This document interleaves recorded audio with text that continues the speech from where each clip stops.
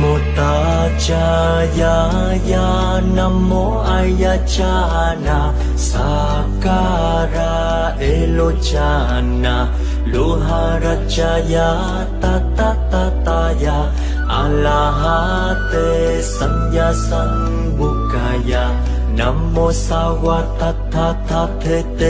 Alahatate Sanya Sambutete Namo Aya Awabukete Suraya Buddhi Surawaya Mahasarawaya Mahakalonikaya Tariya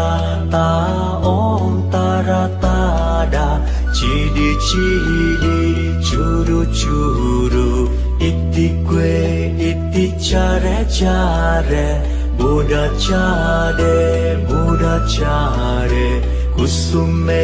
Kusume